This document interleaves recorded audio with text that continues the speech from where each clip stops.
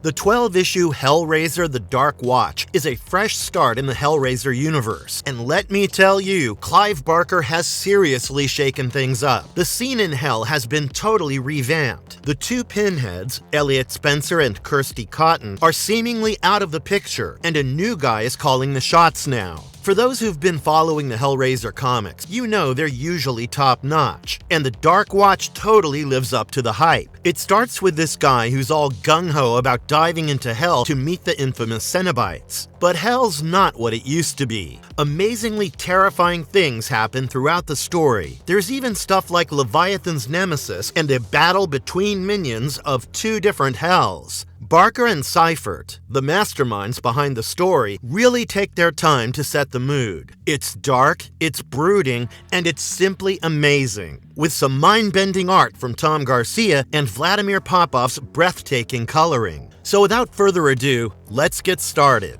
Before we go into our explanation, we have a very small request. If you like our content, please support us by subscribing to our channel. This is a small click for you, but for us, it means a lot. Thank you. Let's begin.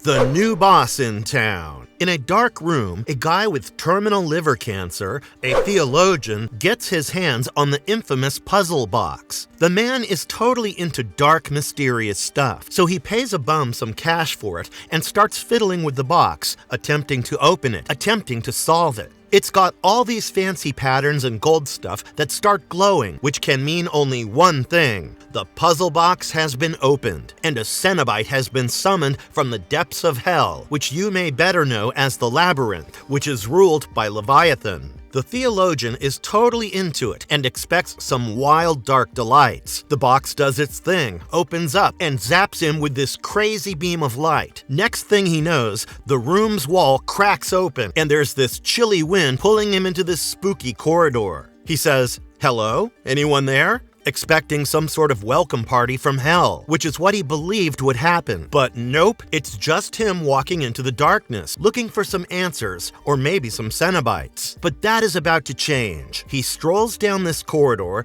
right into the belly of Hell, and sees all these horrific sights. Chains, a room with a dude just obliterated. He's thinking, where the heck are all the demons? He's on a mission, looking for these Cenobites. Suddenly, he hears this familiar voice behind him. It's the female Cenobite. She's all, "Hey, what's up? You know about us, yet you walked right into Hell. Who does that shit, bro?" He's like, "I'm a theologian. Been studying Hell forever. I wanted to see it for real. Plus, I'm dying of liver cancer, so I thought I'd check out the party here on my own terms." The female Cenobite is intrigued and decides to show him around. Because why not? They end up at this place called the Pit. It's where all the damned souls are, just fleshy lumps of misery. The theologian is shocked to see all these souls who just ended up here the old school way, by sinning and dying, unlike him who used the box. He's curious why some souls get the labyrinth torture while others just remain in the pit. She explains that, for most, just being in Hell is enough. They only pick the juiciest sinners for the special labyrinth treatment. Yes, that's the adjective she uses for sinners. Juiciest. The theologian wonders if that's his fate too, but the female Cenobite hints that he's got a different destiny. Just then, things get wild. Three souls with weapons start chasing them, yelling about Captain Spencer. Now, if you're a newbie, Captain Spencer is Elliot Spencer, a colonial-era British officer who later became Pinhead. Before they can do anything, these chains just obliterate the attackers. The female Cenobite is like, Spencer's many things, but definitely not a savior. They then stumble upon these orbs, and inside one, there's Kirsty Cotton and Elliot Spencer, reliving their hellish transformations. Kirsty freaks out and tells Pinhead that there's someone watching them. The theologian can see them too, but it's all a bit messed up, like a twisted memory. The female Cenobite accidentally drops the orb, and they're like,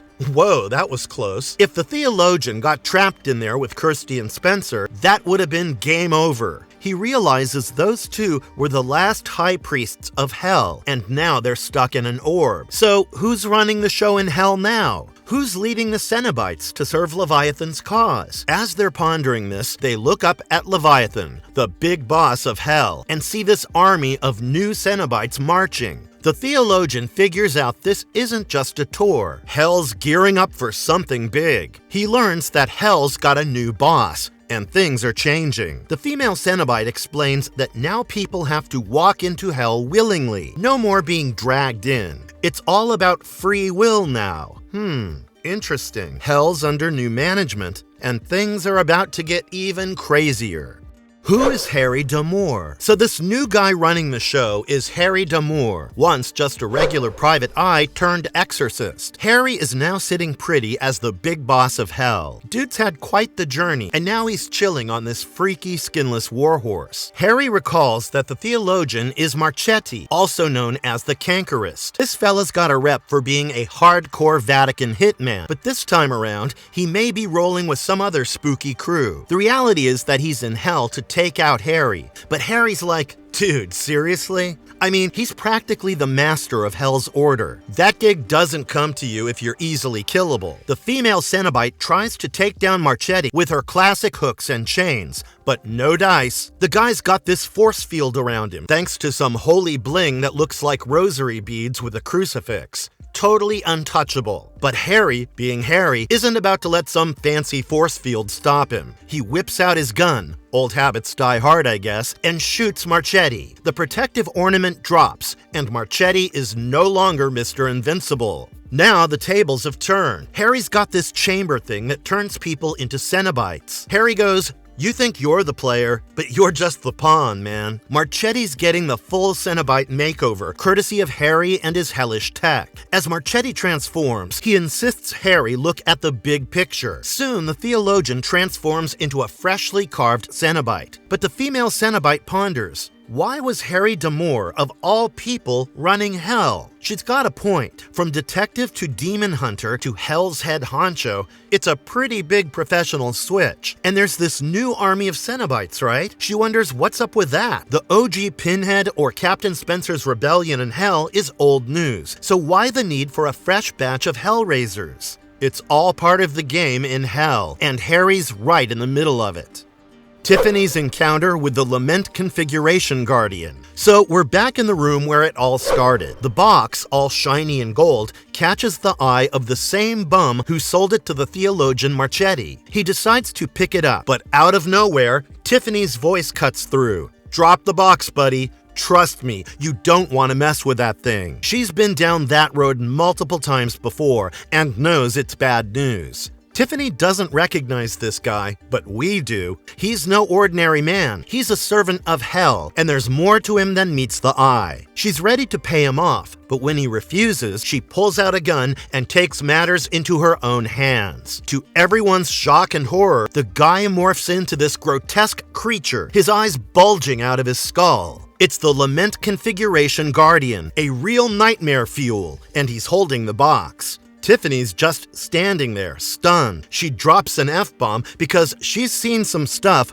but this is next level. Flashback to her past. She's at the Chinard Institute, not talking much after the horrors Dr. Chinard did to her mom. Chinard was obsessed with Hell and used Tiffany to open its doors. That was her first hellish rodeo, and she's been back a few times since. She's on the floor now, thinking about how Kirsty saved her once and how this might be the end of the line for her and her crew. Cut to a flashback of Tiffany and her squad. They've just offed someone, and it's a bit of a mess. Tiffany wants to close all the gates to Hell, but her methods are pretty hardcore. They're collecting these Hell gates, or the Le Marchand configurations, in order to keep them out of circulation, but it's a temporary fix at best. The crew's got this safe full of puzzles, including the Lament configuration. They're debating the ethics of their actions. Norton, the ex-spy, is cool with targeted hits, but he's not down with messy jobs. Rajiv, the Oxford-educated guy from India, is also troubled. He's got his own demons, hinted at by his wedding band. Theo, the former purse thief turned Hellgate hunter, is questioning his role in this moral dilemma. They're all brought together by Harry D'Amour, a private investigator with a knack for the occult. They've been working out of his office since he went MIA with Hell's former high priest, Elliot Spencer. Next thing we know,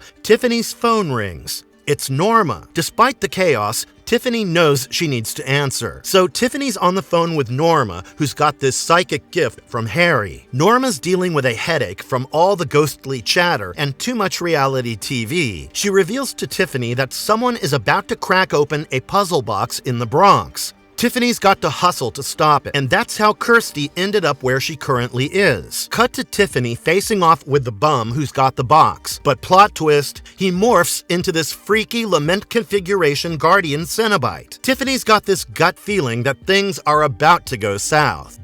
Deal with the devil. Norma's hunch was spot on. The Guardian, who looks like something out of a horror show, is ready to rumble. Of course, the crew finds itself in a tight spot. They know they can't take down a Cenobite without some special magic circle, which they don't have. Rajiv gets smacked hard, and it's not looking good for him. His guts spill on the floor, and it's safe to say that he's a goner. Tiffany, thinking on her feet, grabs the box. She's luring the Guardian, trying to outsmart it. She's cornered, but then, light bulb moment. She starts working the puzzle box, thinking it's her only shot. She opens it, steps through a portal, and slams it shut. The Guardian's neck snaps as the portal closes. One for the team, but it's a bittersweet win. Then, who shows up but Harry D'Amour, the new big cheese of hell? He's impressed with Tiffany's moves. She's like, "Harry, is that you?" He's all decked out in his new Cenobite getup. Harry explains the deal with the Guardian. These things are solo operators, unlike regular Cenobites. They're like Hell's custodians, keeping the puzzle boxes safe. Tiffany's mind is blown. She's been smashing these boxes, thinking she's closing the gates to hell, but actually, she's been playing right into Spencer's hands. Harry's got a proposition. He needs a deputy on Earth, someone he can trust. However, Tiffany's not sure about it. Harry reassures her he's not turning her into a Cenobite or anything. He just needs her to help. If she says no, she can still go back to Earth. It turns out that Harry's been looking out for Tiffany and her crew. He even helped them escape hell during Spencer's crazy power trip. He's been on their side all along. Harry's got this puzzle that can summon him. He needs Tiffany to keep in touch, to help him track down hell on Earth. He's fighting the good fight, and he needs her, much like Tiffany needs him to fight the good fight. Tiffany's torn between conflicting thoughts, which is better than being torn down by Cenobites. She takes the puzzle from Harry, feeling like she's making a deal with the devil, which she pretty much is. Naturally, she's not sure if it's the right call, but she's in too deep now. So Tiffany's got the puzzle, wondering where Kirsty is. We flash to Kirsty waking up, starting another plot in this twisted tale. Milkman Leviathan. Kirsty wakes up, stretches, and does all that morning routine stuff, when suddenly she's like, "Who's there?" And who pops up? It's Elliot, all lovey-dovey. He even wished her a happy anniversary. It's all a bit surreal. We see a flashback. We're in a familiar spot with Elliot Spencer, pre-Cenobite days, getting all mystical and stuff. He's munching down on some grubs, which is totally gross, but hey, it's part of becoming this godlike figure. He's got this whole "I want to see the world bleed" mantra going on. And guess who's playing the deity this time? It's Kirsty, looking all powerful and stuff. But how's this happening? This doesn't fit the timeline, right? Back to Kirsty and Elliot in this weird limbo. They're reliving their hellish memories, and it's like they're stuck in a twisted mind prison. They're trying to figure out why they're not being tortured in the usual hell way. Then, suddenly, they see something totally unexpected. Leviathan, in the form of a milkman, shows up, throwing them in a loop. They're in this house now, and it's all kinds of messed up. They're questioning everything. Their memories, their feelings, the whole shebang. Leviathan's playing mind games, making them relive different scenarios, but they can't figure out his endgame. Kirsty and Elliot are at each other's throats, literally. They begin fighting, and it gets more intense with each passing minute. Further, Elliot's got this new power from some mysterious benefactor, and it seems that he is pretty much invincible. He taunts Kirsty and tries to get under her skin. But Kirsty is not in the mood for all this crap. She calls him out and tells him that he's just a pawn in Leviathan's game. They're both powerful, sure, but they're still trapped in this dream world. She suggests they team up to break out. However, Elliot was enjoying the fight a bit too much, but Kirsty's got a plan. She disappears, playing hide-and-seek in this dream world. Elliot's frustrated, realizing he can't catch her unless they're back in the real world. So, in the end, they strike a truce, shaking hands. But then everything shatters around them. It seems that they're still stuck, and it's driving them nuts. Leviathan's just watching and enjoying the show, ready for the next round of his twisted game. It's safe to say that Kirsty was caught off guard, and Elliot was just as confused. It's a never-ending cycle of mind games in Hell's Anniversary Special. One big, complicated puzzle. The next few panels dive into Harry D'Amour's headspace during the time when Marchetti came to attack and kill him. So Harry's up there, ruling Hell, sitting on his warhorse like he owns the place. But let me tell you, being the big boss of Hell? Not as cool as it sounds. It's been a year since he took over, and it's been one heck of a ride. After his scuffle with Marchetti, Harry watches this whole scene unfold, thinking about the bigger questions. Why him? Why did Leviathan pick Harry after the last two high priests took each other out? It's all a bit much. I mean, Leviathan must have known what Harry's intentions were, or what he used to do when he was not yet a Cenobite. Then the female Cenobite makes it more confusing for him by asking what the new army is for. Harry's mind's racing. He's been so caught up in his duties that he hasn't had a second to think. But now he's wondering if that's been the plan all along. Keep him too busy to question things.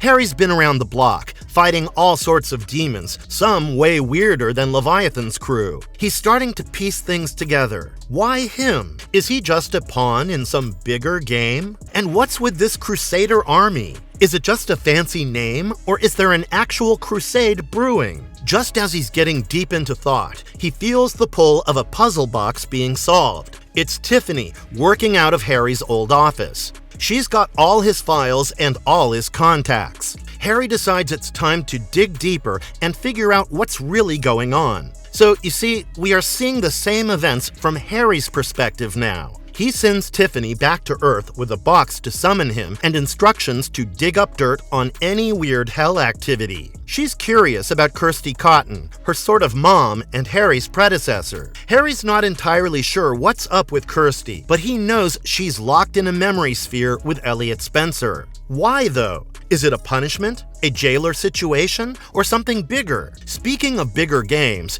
Harry's got this nagging question about the Cenobites' past lives. He tries to get Marchetti, who is now a Cenobite, to spill about his human days. But Marchetti's all glitchy, like he's been programmed to forget, which is what usually happens once you become a Cenobite. But that's not the case with Harry. He remembers exactly who he was and what he used to do in the past. The female Cenobite steps in, warning Harry that he's treading on thin ice. If he pushed Marchetti too hard, the guy might remember his human life and his mission. Harry's realizing there's a lot he doesn't know about his lieutenant, like her name or her history with Elliot Spencer. It's all adding up to one big complicated puzzle that Harry's determined to solve. Hell's final battle. His lieutenant, the female Cenobite, tells him about how Kirsty Cotton reminded the Cenobites of their human lives, something Spencer never got over. Harry is wondering why his memories are intact while others have had theirs wiped. Then it clicks. Leviathan needed something from Harry and Kirsty that they couldn't give if they lost their personalities. But for the others, it was all about violating minds and bodies. Harry's not sure if he can trust his lieutenant, though. She's been in Hell's service for decades and was Spencer's girl back in his Cenobite days. Harry decides it's time for some surveillance. He wonders if his lieutenant wants to wake up the human inside Marchetti, or if she has other plans. He sneaks into the pit without his honor guard, checking out the cold, defeated, damned souls. Then he stumbles upon this castle, guarded and all. The guard's like, "No entry, especially not for you, High Priest." Harry's not having it. He uses Marchetti's holy object to bust through. Inside the castle, Harry's met with this 5-headed Cenobite beast, a real nightmare, even for the likes of the Lord of Hell. He tries to fend it off, but it's tough. The creature's about to finish him when Marchetti's knife flies in, giving Harry a chance to escape. It was the female Cenobite who had flung it, but escape's not an option. The beast's too strong, even for their combined powers. Harry's thinking, we're toast. But then he tries a different approach. He reminds the creature of its human past, urging it to remember its life before hell. The creature starts to remember, and it's too much. It self-destructs, tearing itself apart. Harry and his lieutenant are shocked, but they seize the chance to find out what's really going on. They find this blue beam, a portal to Earth. Harry's piecing it together. The new army, the portal, it's all adding up to an invasion of Earth. Hell's planning the final battle, and Harry's supposed to lead it. Harry reflects on everything. He's been so caught up in his new role that he has missed the big picture. He realizes he needs to find out more, especially about his lieutenant's true loyalties. He's looking at his army, thinking about Spencer's rebellion and the hole between hell and Earth. A turf war between different hells. We start with a guy upside down, all chained up, and in a really bad spot. The Vagrant, that sneaky Lament configuration guardian in human form, is right there with a blade, ready to make a bloody mess. He's doing some dark ritual, slicing the guy's throat, and outpours blood onto this special spot on the floor. It's almost like that time Frank got yanked back from the labyrinth, and now the Vagrant's pulling the same trick. As the blood pools, this skeletal dude starts crawling out. The Vagrant shoves the puzzle box in his face and asks him to solve it, or it's back to hell for him. The guy's freaking out, but gets to work on the box. Soon enough, a crack in the wall opens and there's this light beaming through, a gateway to another dimension. Classic Hellraiser stuff. Then Harry D'Amour steps out of the light, all High Priests of Hell style. He greets him and gives him some new skin. Turns out it's Rajiv, the dude who used to roll with Tiffany. Speaking of Tiffany, she's on a stakeout, bored out of her mind. She's with Theo, and they're watching this Church of Lost Salvation. Suddenly, things begin to happen inside the church. Wrong things. It's a full-on demon fest. Tiffany recounts this to Harry later. She's seen some weird stuff, but this was next level. Harry's piecing it together. These weren't your average Cenobites or even from Leviathan's realm. He's realizing there's more than one hell, and it's all starting to make sense. Tiffany's crew is baffled when Harry asks them to leave these demons. They're supposed to be Harry's Earthside agents, right? But Harry's got his reasons. They're all wondering if Harry's still the good guy they knew, or if he's changed since becoming Hell's Pope. Night falls, and they're back at the church. The Vagrant's there with Rajiv, solving the puzzle box again. The service turns chaotic. Lights go out, chains and hooks everywhere. Needless to say, it was a classic Cenobite ambush. The fight's brutal. Tiffany and her crew, the new Harrowers, are underneath the church, fighting off these demons. The Cenobites recognize the glyph they've drawn. It's the glyph of the Solutant. While in the presence of the glyph of the Solutant, a Cenobite loses all of their damage resistance and their magic resistance. Meanwhile, the demons are tearing Cenobites apart, and Tiffany's crew is caught in the middle. In the chaos, the Lament configuration guardian transforms into this massive serpent beast once again, and it's a bloodbath once again. Theo's freaking out, but then Rajiv, now one of the undead, saves Andrew Norton. Outside, a guy's trying to close the puzzle box, desperate to send the Cenobites back. Inside, the fight's winding down. The female Cenobite takes down the last demon with Marchetti's dagger. With the fight over, Tiffany's crew is left wondering what the hell just happened. They've just been part of a turf war between different hells, and Harry's playing a deeper game than they realized. Norton, female, Theo, Tiffany, and Rajiv are all circled around the last demon standing. This thing starts doing some freaky contortionist act, shrinking and snapping its bones.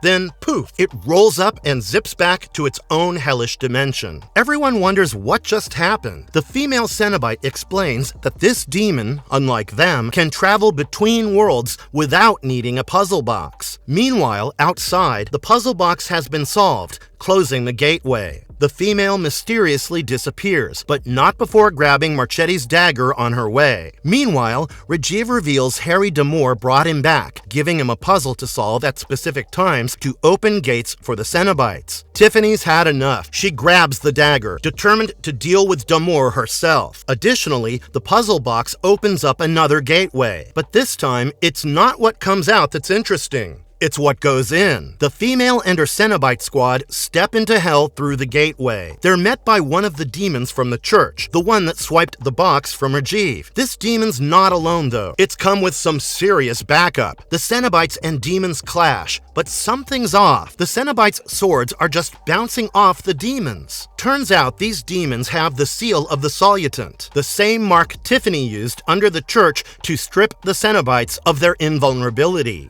The demons are tearing through the Cenobites like they're nothing. The female realizes that she's outgunned and makes a break for it. She's sprinting through the labyrinth, using her chains to block the demons' pursuit. The demons are ticked off that she got away, but they're not too worried. They're confident they've got the upper hand now. There's more than just one hell. Tiffany gears up for a hellish inquisition about Harry, determined to get some answers. Meanwhile, Harry is giving a sermon in hell. He's not exactly a natural at public speaking, but he's interrupted by a Cenobite with urgent news. Demons from another hell are causing chaos. Harry's relieved for the interruption and gears up for battle. Back at Harry's old office, Tiffany, Rajiv, Theo, and Norton are preparing for their own mission. They're worried about Rajiv, who's been through a lot, but he insists on joining. Tiffany starts solving the puzzle box to kick things off. Back in hell, Harry's using his trusty gun against the demons, but it's not doing much. Butterfield, another demon,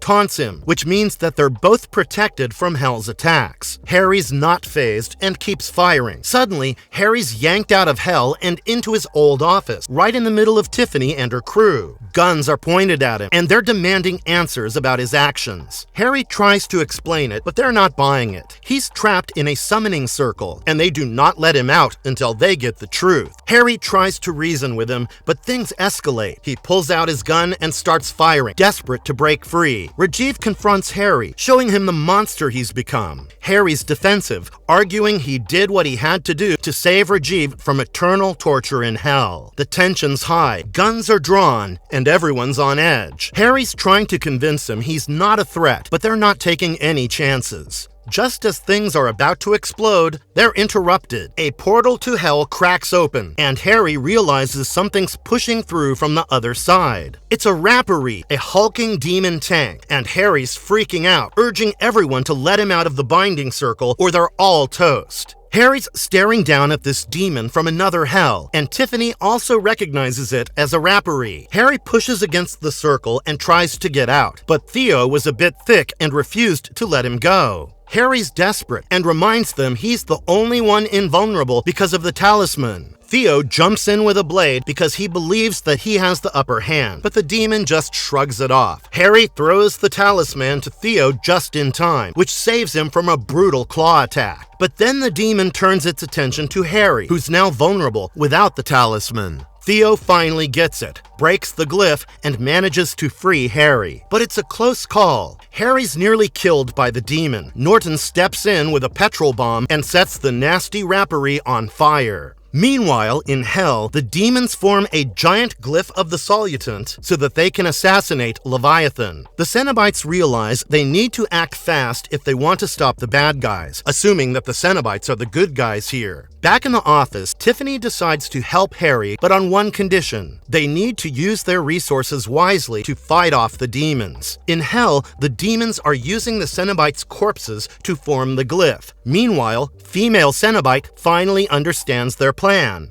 They're here to kill Leviathan. Harry, female, and the Cenobites rush to stop Tiffany from messing things up. They find her in the orb chamber, where she's reunited with Kirsty. It turns out the whole ordeal was in their heads, mental torture by Leviathan. Harry confronts them and explains why he lied to Tiffany about Kirsty's whereabouts. He was worried about the consequences if Tiffany succeeded in rescuing her. But then hell starts to fall apart. The orb chamber begins to crumble, and a hole breaks through, which points to a catastrophic shift in hell. Things are about to get even more chaotic.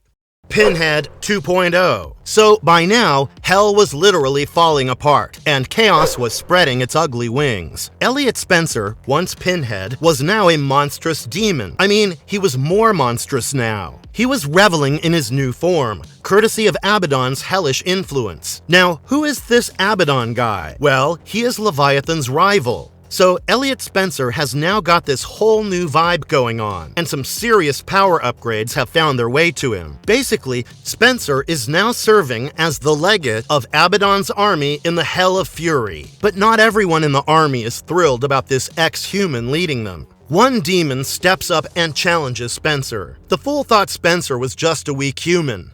Big mistake. Spencer, even in his new form, more like because of his new form, shows he's not to be messed with. He takes down the Challenger and proves he's more than just a former Cenobite. Meanwhile, Edgar Boyle, Kirsty's boyfriend, is on a mission to find Kirsty. He's got a fake Lament configuration and wrongly believes that it'll get him to the labyrinth. But surprise, surprise, it lands him in a totally different hell, not Leviathan's turf. He's in hell ruled by a demon lord who's not too keen on Leviathan's minions. Edgar's booted out and back to Earth, and he realizes he's got to find the real deal to get to Kirsty. Back on Earth, Edgar stumbles upon a stash of puzzle boxes. He's like a kid in a candy store, thinking one of these has got to be the ticket to Kirsty's hell. But there's a catch. With so many hells, finding the right one is like looking for a needle in a haystack, a cosmic haystack for that matter. Cut to Tiffany and the new harrowers. They're all in a tizzy because Tiffany ditched them to rescue Kirsty from hell. They're debating what to do next, weighing their options, and trying to figure out where they stand in this whole hellish mess. Suddenly, a portal to hell opens up in their office. They're ready for a fight, prepared to take on anyone or anything coming through. But it's Tiffany and Kirsty,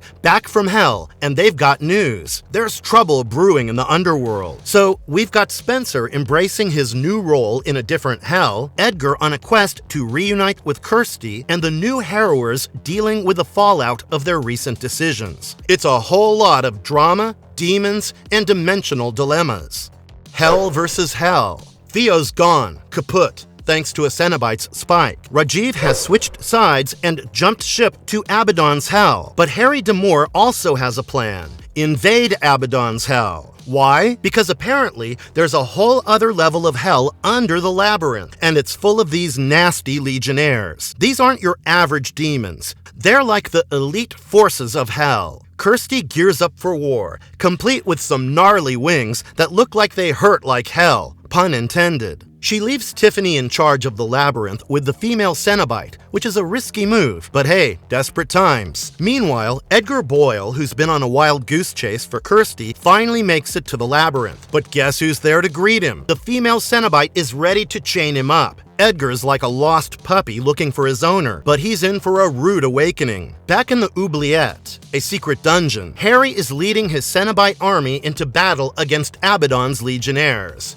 If this were a demonic action movie, it would be a great one. Harry drops knowledge bombs about the different hells and how damnation isn't a one-size-fits-all deal. We've got a full-blown demon war on our hands, and it's getting wilder by the minute. Rajiv, who's been flip-flopping sides, is now a full-on monster, and he's not playing nice. Kirsty's in the thick of it, duking it out with him, but Harry D'Amour is in. He's like, hold up, we can't just off Rajiv, but Kirsty chooses to disagree. She believes in the consequences of choices made. Meanwhile, D'Amour gets this sinking feeling that something's off. The real action's happening elsewhere. The Legionnaires are making a beeline for Earth, and it's about to get really messy. Back on Earth, Norton, Rajiv, and Tiffany are fighting with these Legionnaires. It's a brutal fight, and not everyone is gonna get out alive. Norton gets crushed by a boulder, and Rajiv gets torn apart. Tiffany's left standing amidst the carnage. The poor girl feels the weight of their losses.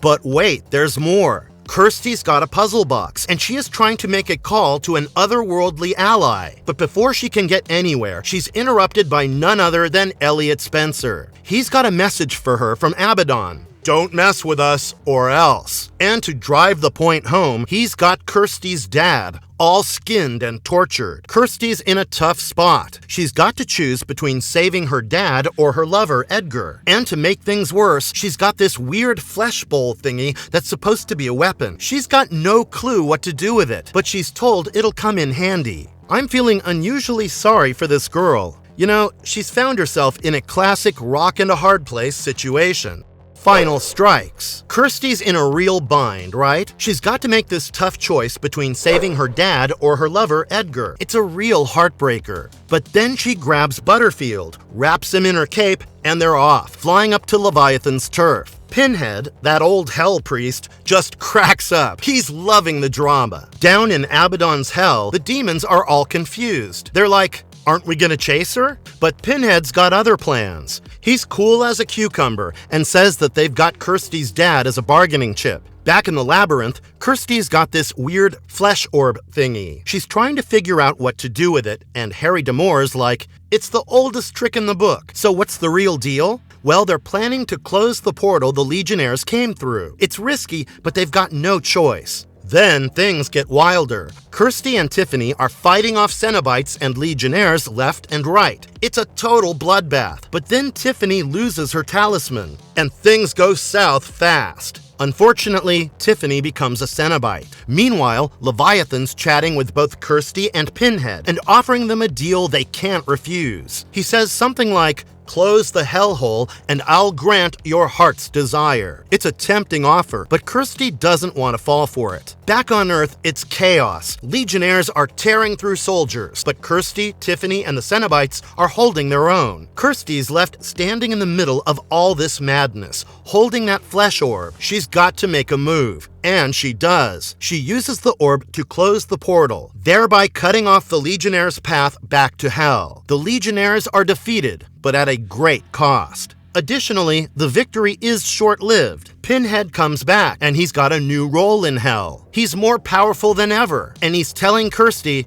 no happy endings, only pain. He kills Edgar right in front of her and vanishes back to hell. So there you have it. Kirsty and Tiffany are left in the aftermath with Edgar's body and a whole lot of blood. It's a brutal end to a brutal finale. Hell's a messy place, and it looks like the mess just spilled over into our world. If you've reached this point in the video, I am sure you're a diehard Hellraiser fan. So stick around with us because we have such sights to show you. And if you liked our content, don't forget to leave a like and subscribe to us if you haven't already. Have a good one and be safe. Thanks, everyone.